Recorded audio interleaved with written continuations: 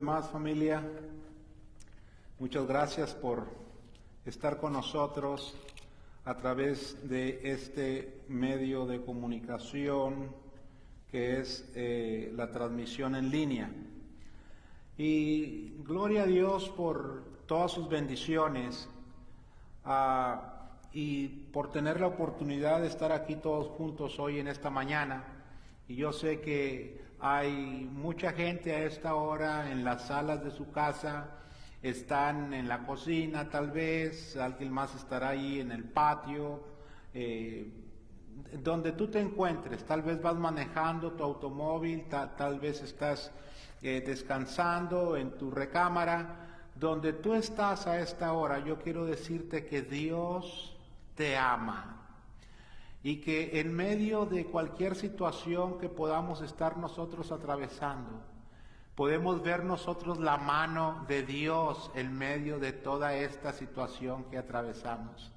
Y podemos nosotros en esta mañana decir: Jehová es mi pastor y nada me faltará. Junto a aguas de reposo me pastoreará, confortará mi alma. Me guiará por sendas de justicia por amor de su nombre, y aunque ande el valle de sombras y de muerte, no temeré mal alguno, porque tú, oh Señor, estarás conmigo. Tu vara y tu cayado me infundirán aliento. Dice: aderezas mesa delante de mí, en medio o frente a mis angustiadores. Dice: unges mi cabeza con aceite, mi copa está rebosando. Ciertamente el bien y la misericordia me seguirán todos los días de mi vida, y en la casa de Jehová moraré por largos días. Entonces, en esta situación en la que estás, tú puedes decirle: Señor, gracias porque tú eres mi pastor y nada me faltará. Y vivimos con esa confianza, y puedes descansar y puedes decir: 103, hermoso: bendice alma mía a Jehová, y bendiga todo mi ser tu santo nombre. Porque tú, Señor, tú eres el que sacias de bien mi boca. Tú eres el que me corona de favores y de misericordias. Tú eres, Señor, tú eres el que sana todas mis dolencias. De modo dice que me rejuvenezca como el águila. Entonces, en esta situación podemos decir: Jehová es mi pastor, y podemos decir: el que habita, Señor, el que vive, el que mora al abrigo tuyo, Señor, morará bajo la sombra del Omnipotente. Y diré yo a Jehová: esperanza mía, castillo mío, mi Dios, en él confiaré. Y él te librará del lazo del cazador, y también te va a librar de la peste destructora, te va a librar de la pandemia destructora, te va a aliviar del virus destructor. Dice: no te sobrevendrá mal, ni plaga tocará tu morada, porque el que habita al abrigo del Altísimo morará bajo la sombra del Omnipotente. Y diré yo a Jehová: esperanza mía, castillo mío, mi Dios, en él confiaré. Y él te librará del lazo del cazador y de la peste destructora. Debajo de sus plumas te cubrirá, y debajo de sus alas estarás seguro. Escudo y adarga es su verdad. No tendrás temor nocturno, ni saeta que en medio del día destruya. Y caerán 1000 a tu diestra, 10,000 a tu siniestra. Vamos a orar, familia. Señor, gracias por esta mañana y por la oportunidad que nos das de estar aquí. Te pido que vengas a estar con nosotros, Señor, que me unjas, que me uses de tal manera que no hable lo que yo quiera, sino que hable en esta mañana con la seguridad, mi Dios, de que tú, Padre eterno, tú has puesto en mi mente y en mi corazón el mensaje que tienes para tus hijos en esta mañana. En el nombre de Jesús. Amén. Vamos a abrir nuestras Biblias, familia, o nuestros Nuevos Testamentos en Apocalipsis capítulo número 2 y vamos a estar viendo del verso 12 al verso 17. Apocalipsis capítulo número 2 del verso 12 al verso 17. Si ustedes recordarán, el tema de Apocalipsis no es un tema de miedo. Amén, lo he dicho y lo continuaré diciendo. No es el tema para atemorizar a la gente, para llenar de miedo a las personas. No, el tema o la enseñanza general de este libro de Apocalipsis es la victoria de Cristo y su iglesia sobre Satanás. En otras palabras, el tema, la enseñanza es que en Cristo tú y yo somos más que vencedores. No importa en qué situación te encuentres o qué desafío estés enfrentando, no importa qué tan complicado sea esa situación que atraviesas, la victoria la tenemos en Cristo Jesús nuestro Señor. Y el propósito de este libro no es atemorizar a las personas, no. No es llenar de angustia a la gente, no.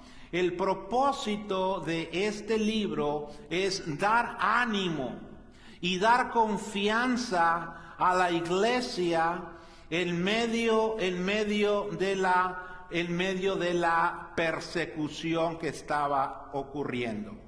Ustedes saben que hubo una terrible persecución en el siglo I y siglo II.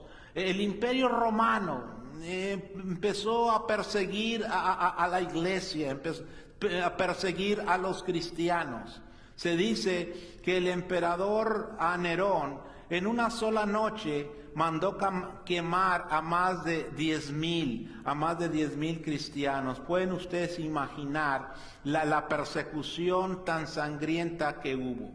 Capítulo número 1 de Apocalipsis, la idea central es que en medio de la persecución, en medio de la angustia, en medio de el padecimiento, de los sufrimientos que estaba pasando la iglesia, Juan ve a Cristo caminando en medio de los 7 candeleros.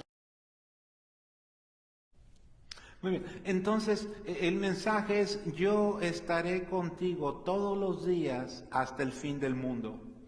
Y llegamos entonces al capítulo número 2 y 3. En el capítulo número 2 y 3 encontramos el mensaje a las 7 iglesias de Asia Menor.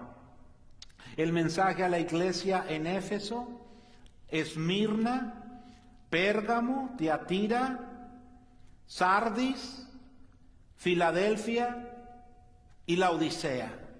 Encontramos el mensaje a las 7 iglesias. Y Dios vio el sufrimiento de su iglesia, la persecución sangrienta que el Imperio Romano estaba haciendo a los escogidos, a los hijos de Dios, a la iglesia. Y entonces Dios dice: mira, Roma, voy a hacer justicia a mis escogidos. Voy a ir en juicio contra ti. Y así es. Vamos a ver en los capítulos posteriores cómo Dios fue en juicio contra Roma. Pero en el capítulo número 2 y 3, nuestro Señor Jesús dirige el mensaje a su iglesia. A su iglesia. ¿Por qué? Porque sí, yo voy a juzgar a Roma, yo voy a ir en juicio contra Roma, pero antes de ir contra Roma, dice Dios, yo voy a poner en orden mi casa, porque el buen juez por su casa empieza. Dice Primera de Pedro, capítulo 4, verso 17, dice la palabra de Dios de la siguiente manera. Vamos ahí a Primera de Pedro, capítulo 4, verso 17, dice ahí de la siguiente forma. Dice, porque es tiempo, vean ustedes, de que el juicio comience por la casa de Dios. Y si primero comienza por nosotros, ¿cuál será el fin de aquellos que no obedecen al Evangelio de Dios? Entonces Dios dice, voy a ir en juicio contra Roma, porque ha perseguido, está matando a mis escogidos, mis hijos están padeciendo por ti. Pero antes de ir por ellos, empiezo a poner en orden mi casa, porque el buen juez por su casa empieza. E inició el mensaje hacia la iglesia en Éfeso. Y lo que Dios, el reclamo, la queja que Dios tuvo con la iglesia de Éfeso fue que has dejado tu primer amor. Y entonces en esta mañana, recordando lo que nosotros vimos, lo que hemos estudiado, yo quiero preguntarte en esta mañana, estimado amigo, ¿has dejado tu primer amor?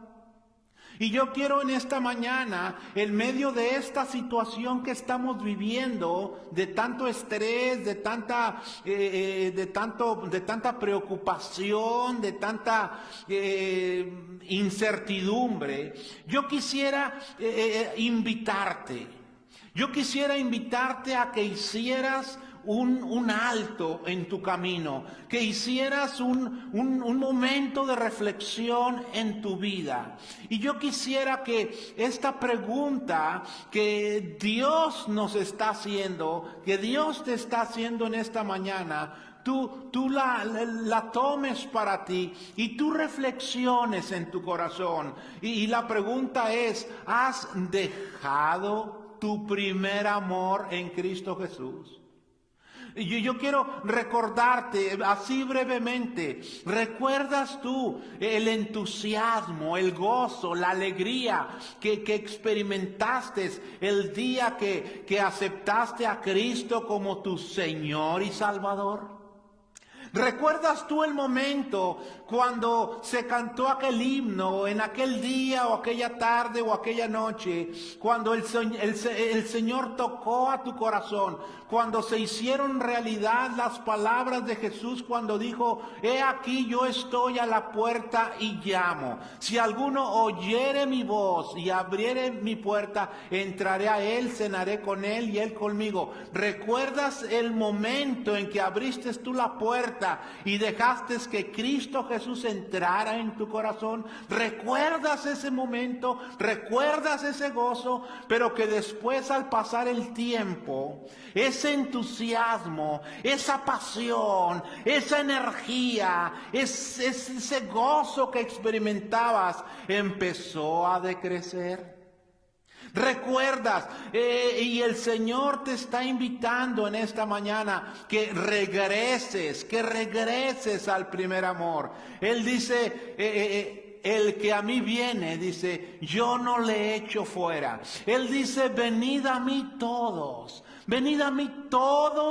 los que estáis trabajados y cargados, que yo os haré descansar. La invitación del Señor es regresa a tu primer amor. ¿Por qué? Porque Él te invita y te dice, venid luego y estemos a cuentas.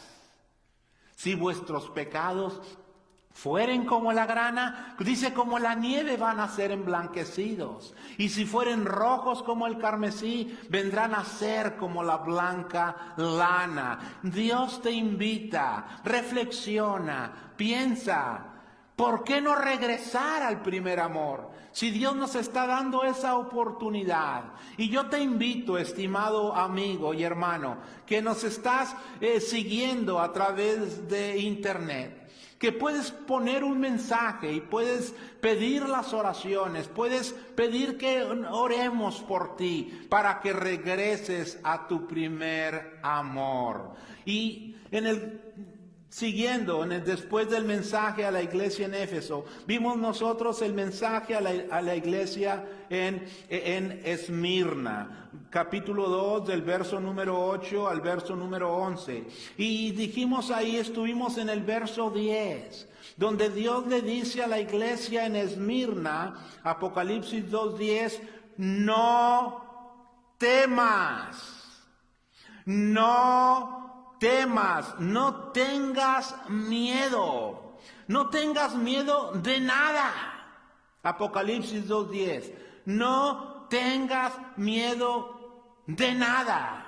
Porque dice 2 Timoteo 1:7 que Dios, nuestro Padre Celestial, a quien llamamos Abba Padre, nuestro Padre Dios, dice, no nos ha dado un espíritu de cobardía, no nos ha dado un espíritu de cobardía ni de debilidad, no nos ha dado esa clase de espíritus. Dios nos ha dado un espíritu de poder. Dios nos ha dado un espíritu de amor, y el verdadero amor, dice la Biblia, echa fuera el temor. Nos ha dado un espíritu de amor, de poder y de dominio propio. Entonces, Dios te está diciendo en esta mañana, no solamente te está diciendo regresa a tu primer amor, pero también te está diciendo no temas, no tengas miedo en nada de lo que vas a padecer. Allá en Deuteronomio, si son tan amables, si ustedes van conmigo, en el capítulo número 31 y verso número 8, dice la palabra de Dios de la siguiente manera. Cuando Moisés le dice a Josué, mira Josué, Jehová, tú vas a hacer el trabajo que yo no voy a poder hacer porque yo me voy, ya voy con papá Dios, pero te va a tocar a ti hacerlo, Josué. Y le dice Moisés a Josué, dice, y Jehová va delante de ti. Él estará contigo, no te dejará, dice, ni te desamparará. No temas, ni te intimides. Veamos aquí por un momento las palabras de Moisés a Josué. Dice, Jehová va delante de ti y estará contigo. No te dejará ni te desamparará. Vean ustedes la protección que Dios nos da a sus hijos. La protección de Dios no solamente es física. Amén. Porque dice Moisés a Josué, dice que el Señor mismo, Josué, el Señor mismo irá delante de ti. Y entonces en nuestro caminar, en nuestro peregrinar, Dios va frente a nosotros. Dios irá delante de ti. Pero no solamente es una protección exterior la que Dios nos da, no solamente es una cobertura exterior, pero también es una cobertura interior, porque dice ahí el Señor mismo irá delante de ti, y en la segunda parte del texto, Deuteronomio 31:8, dice, y estará contigo. Porque puede ser que estemos confiados de que Dios va delante de nosotros protegiéndonos.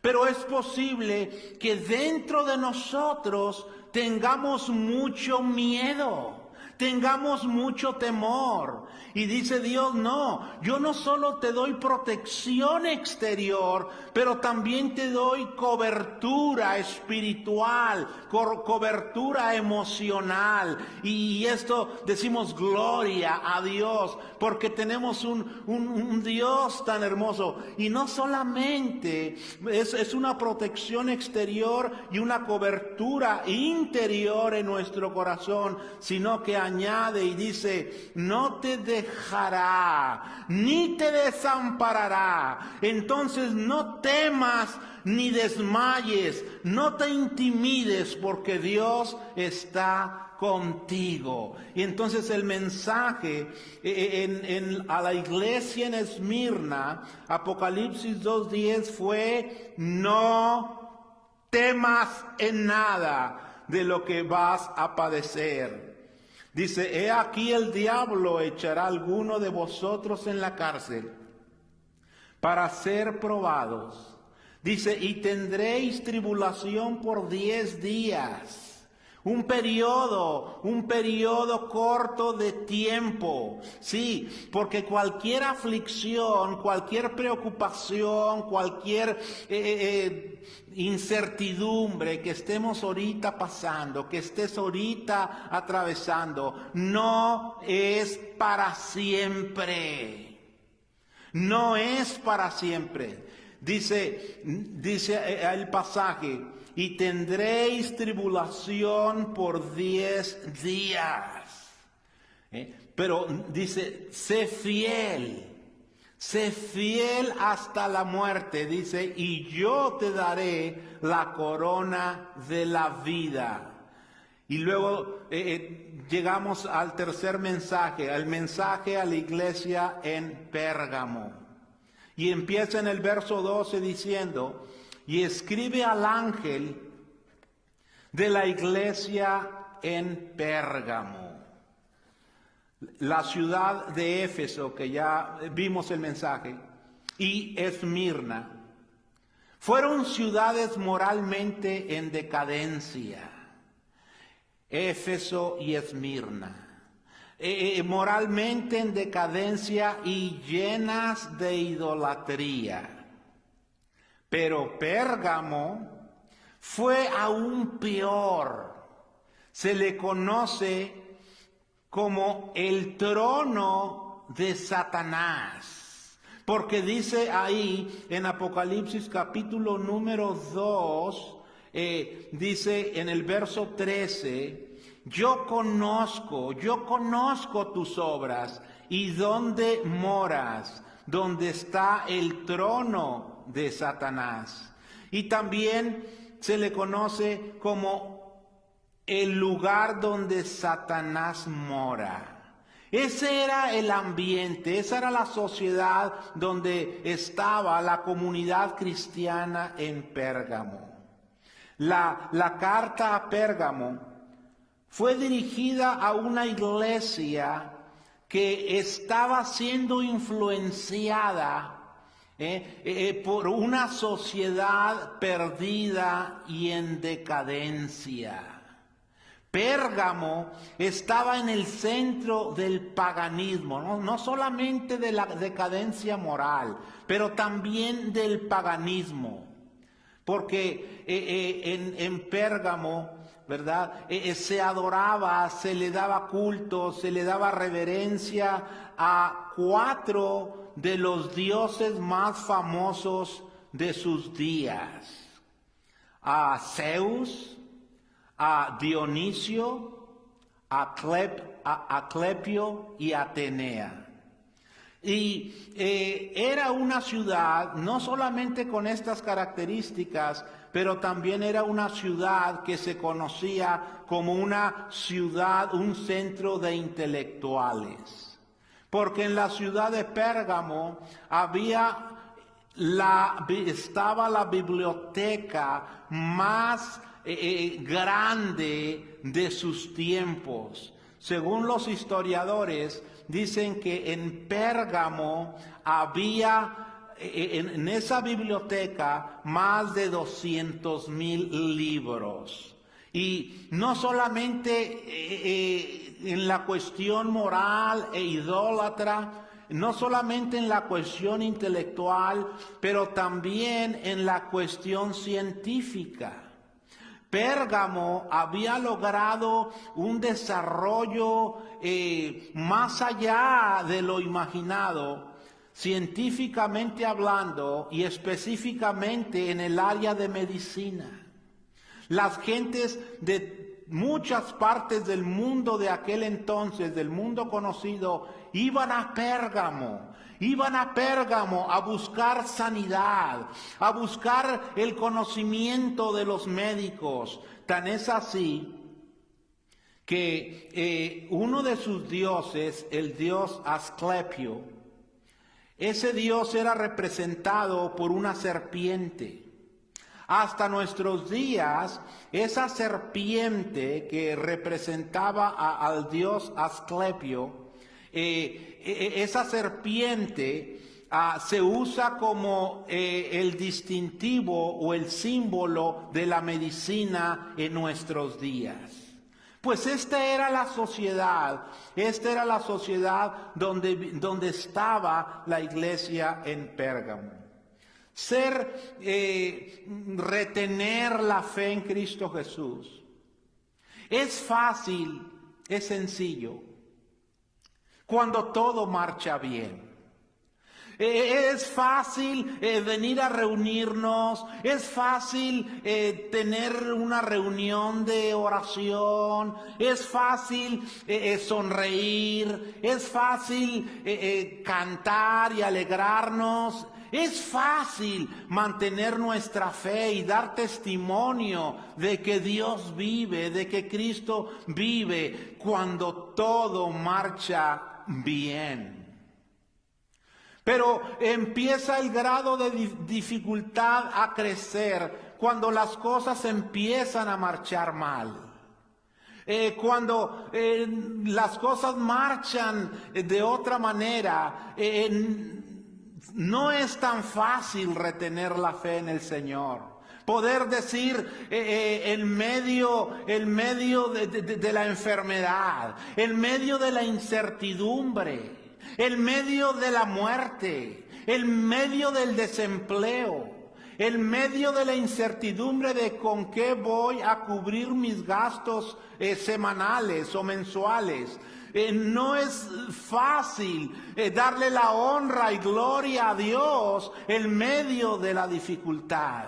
Pero es cuando realmente tiene sentido, porque retener nuestra fe en Dios cuando todo marcha bien es fácil, pero retener nuestra fe en Dios en medio de la adversidad es algo que es honroso ante los ojos de nuestro Padre Celestial. La iglesia en Pérgamo, dice ahí, sí, le dice Dios a la iglesia en Pérgamo, le dice: yo conozco tus obras y sé dónde moras, donde está el trono de Satanás. Sí, donde está toda esa maldad, la idolatría, la hechicería, donde está el ateísmo, donde está todas esas corrientes filosóficas. Sí, yo sé dónde estás.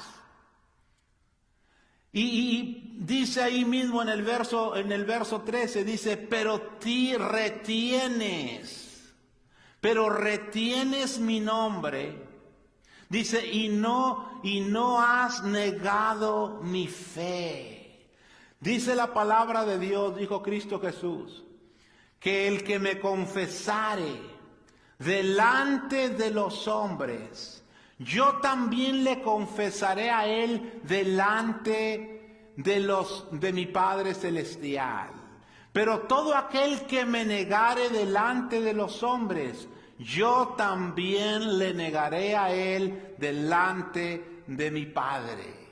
Y entonces aquí encontramos nosotros un ejemplo de una fe genuina, de una comunidad cristiana que estaba rodeada de situaciones difíciles, pero que en medio de esas situaciones difíciles, dice, retienes mi nombre y no has negado mi fe. Y en medio de esta situación que vivimos, podemos nosotros exaltar el nombre de Jesús. Podemos nosotros dar a conocer nuestra fe. Podemos nosotros abrir nuestras Biblias, mis hermanos. En aquel pasaje tan hermoso que encontramos allá en Habacuc. Y quiero que vayan conmigo a este pasaje donde dice la palabra de Dios en Habacuc capítulo número 3 y verso 17. Vean ustedes, mis hermanos, Habacuc 2:17, manteniendo nuestra fe en nuestro Dios, no solo cuando las cosas marchan bien, pero también cuando las cosas no marchan conforme a lo que tú y yo quisiéramos. Dice Habacuc capítulo 3 verso 17, dice, Señor, Señor, Señor, aunque la higuera no florezca, ni en las vides haya frutos, aunque falte el producto del olivo y los labrados no den su mantenimiento, dice, y las ovejas sean quitadas de la majada y no haya vacas en los corrales. Con todo y esto, Señor, yo me alegraré en Jehová y me gozaré en el Dios de mi salvación. En medio de la calamidad, en medio de la enfermedad, en medio de la incertidumbre, en medio de tanta pandemia y de tantas situaciones difíciles, de tantas noticias que bombardean nuestra mente y pueden llenarnos de miedo por la inseguridad hacia un futuro. En medio de cualquier situación podemos decir nosotros, con todo y esto,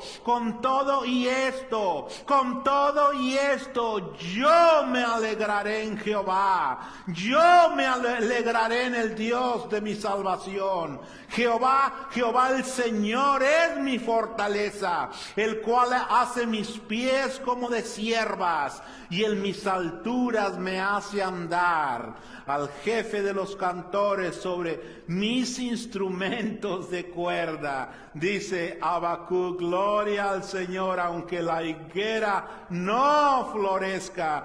Y aquí encontramos a la comunidad cristiana en Pérgamo, que en medio de la situación más adversa, más difícil, Jesús le está diciendo, sí, vives en una situación difícil, tienes muchos desafíos, pero en medio de todo eso, verso 13, retienes mi nombre y no has negado mi fe. Y la invitación